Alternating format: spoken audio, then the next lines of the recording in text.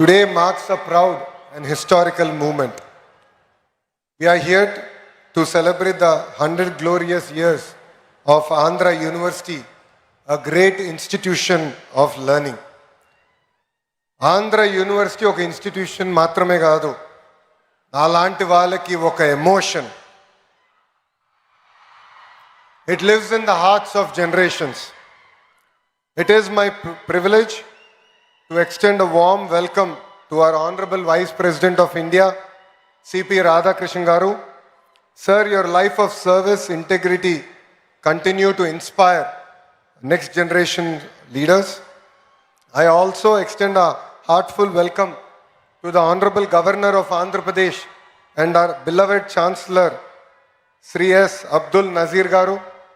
Sir, your guidance to me personally means a lot. Your support has really enabled us to transform our state universities. And I'm equally privileged to have with us a legend who lives in the hearts of millions, Sri Sachin Tendulkar ji, a symbol of discipline, dedication and excellence. From the first time I've met you to meeting you again today here, your support to Andhra Pradesh and your motivation to lead from the front means a lot to me personally, sir. And there is another legend amongst us, that is none other than our Honorable Chief Minister, Sri Nara Chandrababu Naidu Garu, whose vision continues to inspire next generation leaders like me and to the youngsters sitting in front of us. And your strength is our foundation for the future of education. And I've always been told to treat people the way you want to be treated, especially when they are in trouble. One person who has stood always by me during my lowest time to my highest time, Sri M. Venkaiah Naidu Garu, your support personally means a lot to me, sir. And Honorable Governor of Odisha, Sri Haribabu Garu. And I also extend my warm greetings to all the dignitaries on the dais, esteemed alumni, faculty in front of me, and my dear students. 2014లో రాష్ట్ర విభజన జరిగింది. కట్టు బట్టలతో మెడబట్టి మనందరినీ బయటికి గెంటేశారు. రాజధాని ఎక్కడ ఉండాలో చెప్పలేదు. ముఖ్యమంత్రి గారు కూర్చునే కనీసం కుర్చీ లేని పరిస్థితి. సచివాలయం లేదు, అసెంబ్లీ లేదు. అలాంటి పరిస్థితుల్లో మనం మన ప్రయాణం ప్రారంభం చేశాం. కానీ ఆ రోజు మనకి 2 బ్రాండ్లు వచ్చినాయి. ఒకటి ఆంధ్ర యూనివర్సిటీ, రెండోది మన బ్రాండ్ చంద్రబాబు నాయుడు గారు.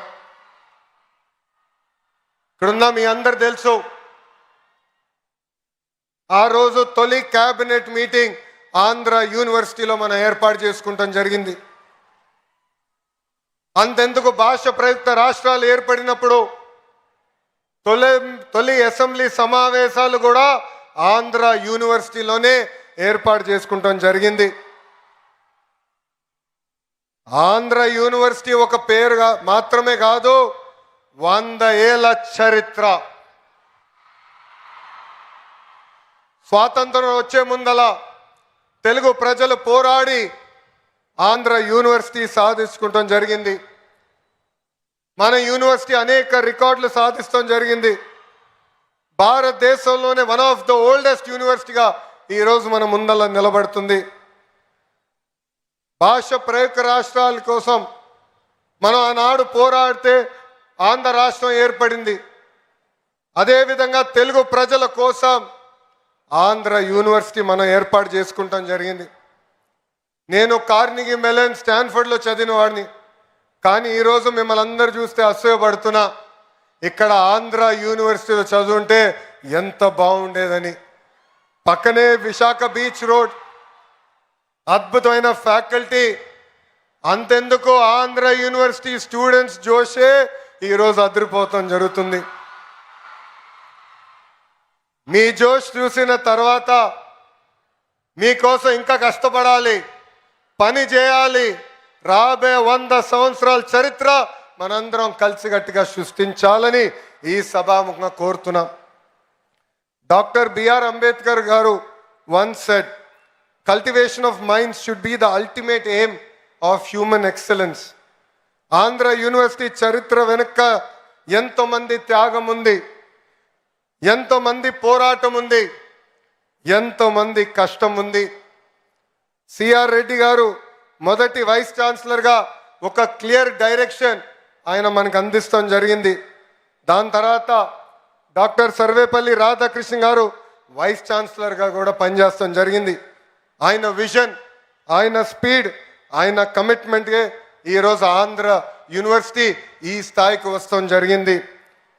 ఎంతోమంది దాతలు ఆంధ్ర యూనివర్సిటీ అభివృద్ధి కోసం సహకరిస్తాం జరిగింది. ఎంతోమంది vice chancellor Andhra university development కోసం కృషి చేశారు. వైస్ ఛాన్సలర్స్కి విజన్ ఉంటేనే ఆంధ్ర యూనివర్సిటీని మనం ముందరికి తీసుకెళ్తాం. యూనివర్సిటీని జనరల్గా విశ్వవిద్యాలయాలు అంటారు, కానీ మన ఆంధ్ర యూనివర్సిటీని ఆంధ్ర విశ్వ కళా పరిషత్ అంటారు. It is a blend of pure academics along with fine arts. దీనికే బెస్ట్ ఎగ్జాంపుల్ త్రివిక్రమ్ శ్రీనివాస్ గారు. మన ఆంధ్ర యూనివర్సిటీ నుంచే ఎంఎస్సి న్యూక్లియర్ ఫిజిక్స్లో గోల్డ్ మెడల్ సంపాదించి ఏకంగా ఒక ఫేమస్ మూవీ డైరెక్టర్ అవుతాం జరిగింది. ఆంధ్ర యూనివర్సిటీ ఎంబలం దగ్గర నుంచి కోర్సుల వరకు అన్నీ ఒక స్పెషలే. హైయర్ ఎడ్యుకేషన్లో డిఫరెంట్ ప్రోగ్రామ్స్ అందిస్తుంది మన Andhra university. AU has 68 academic departments with 7 constituent colleges offering 121 undergraduate and postgraduate programs along with other research programs available. AU has 304 affiliated colleges with 85,000 wonderful students, including 1,050 foreign students coming across 56 countries. Andhra university ఆంధ్రప్రదేశ్కి మాత్రమే కాదు, భారతదేశానికే గర్వ కారణం. Andhra university గత 2 ఏళ్ళుగా అనేక ర్యాంకులు కూడా సాధిస్తాం జరుగుతుంది. ISO సర్టిఫికేషన్ కానివ్వండి, NAC A++ కానివ్వండి, NRF 2025లో one of 4th best state యూనివర్సిటీగా కూడా మనం సాధించుకున్నాం. But I will be happy as an education minister only when Andhra University is among the top 3 universities in India and among the top 100 in the world. So I request the faculty in front of me, the Vice Chancellor on the dais, GP Rajshekhar Garu, with this single agenda we should work hard and make our Chancellor Abdul Nazir sir proud. Andhra University lo చదువుకున్న వారు గొప్ప స్థాయికి వచ్చారు. Physics నుంచి politics వరకు Andhra university mark శాశ్వతంగా ఉంది.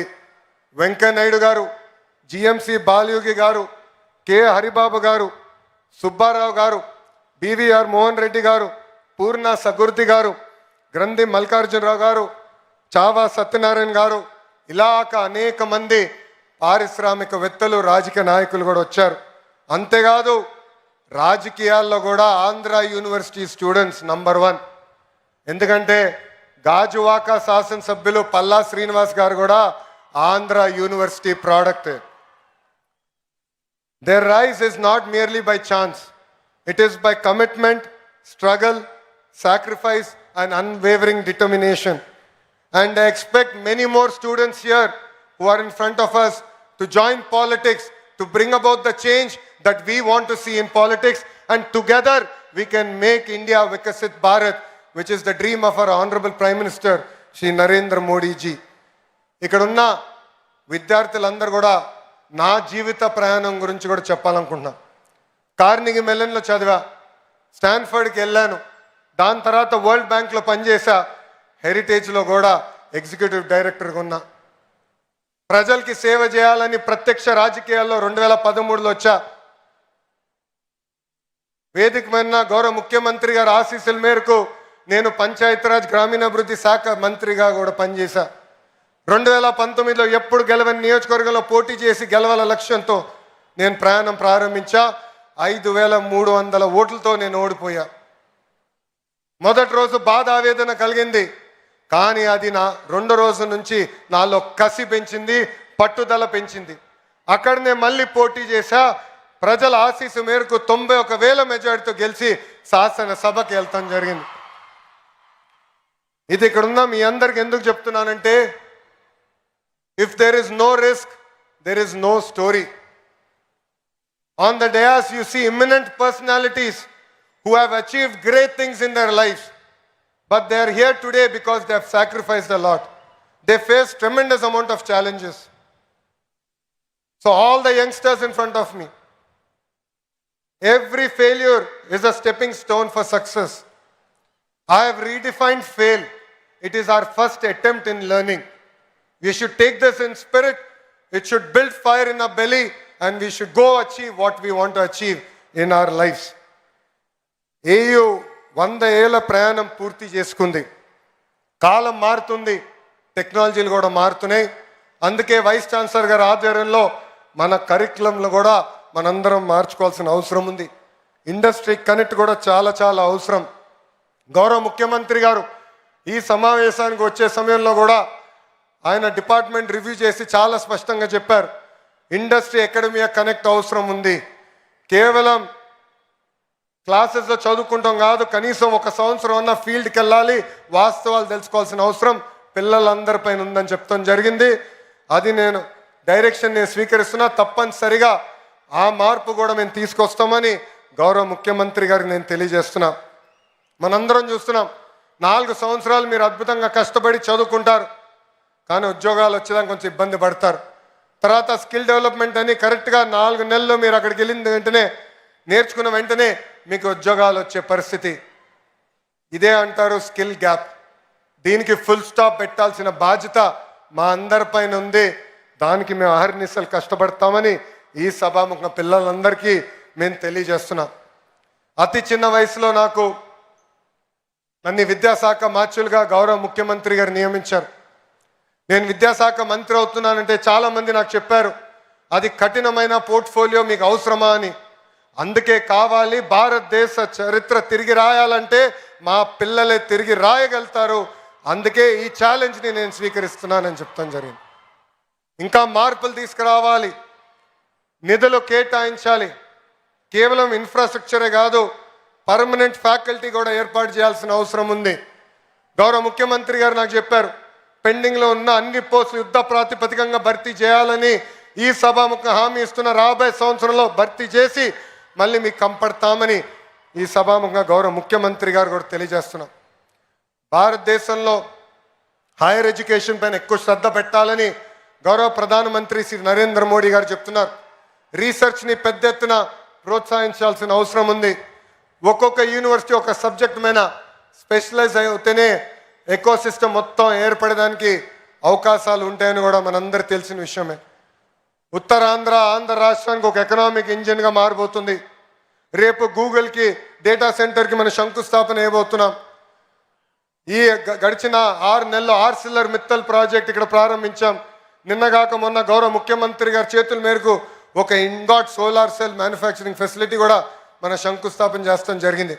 So వాళ్ళకి కావాల్సిన కరికులం ఇవన్నీ ఏర్పాటు చేసే బాధ్యత ఆంధ్ర యూనివర్సిటీ తీసుకోవాలని ఈ సభాముఖంగా వైస్ ఛాన్సలర్ గారిని కోరుకుంటూ, ఈ సభాముఖంగా గౌరవ ముఖ్యమంత్రి గారిని కూడా ఒక విషయం కోరాలని కోరుతున్నా, ఒక కోరిక కోరుతున్నా. అడగంది అమ్మ కూడా పెట్టదంటారు సార్. అందుకే ఆంధ్ర యూనివర్సిటీకి కనీసం 250 కోట్ల నిధులు కేటాయించి రీసెర్చ్ని పెద్ద ఎత్తున ప్రోత్సహించాలని ఈ సభాముఖంగా గౌరవ ముఖ్యమంత్రి గారిని నేను కోరుకుంటున్నాను. అంతేకాకుండా ఇక్కడ ఉన్న ఫ్యాకల్టీని, వైస్ ఛాన్సలర్ గారిని నేను గతంలో కలిసినప్పుడు చెప్పా, రాబోయే 100 సంవత్సరాలకి మనం ఒక విజన్ డాక్యుమెంట్ తయారు చేయాలి. దాంట్లో ఎవ్రీ 5 ఇయర్స్ మన విశ్వవిద్యాలయం ఏం సాధించాలనేది చాలా స్పష్టంగా ఉండాలి, కేపీఐస్ ఉండాలి. అది రూపొందించి మన స్టూడెంట్స్ సెనెట్ ముందలు పెట్టి వాళ్ళ ఫీడ్బ్యాక్ కూడా తీసుకుని రాబోయే 100 సంవత్సరాల విజన్ డాక్యుమెంట్ తయారు చేయాలని ఈ సభ ముఖంగా మిమ్మల్ని అందరూ కోరుకుంటూ, నాకింత అద్భుతమైన అవకాశం ఇచ్చిన మీ అందరికీ పేరు పేరున నా హృదయపూర్వక ధన్యవాదాలు తెలుపుకుంటూ మీ అందరి దగ్గర నుంచి సెలవు తీసుకుంటున్నా. జై హింద్. అందరూ నాతో చెప్పాలి, జై హింద్, జై హింద్. Thank you.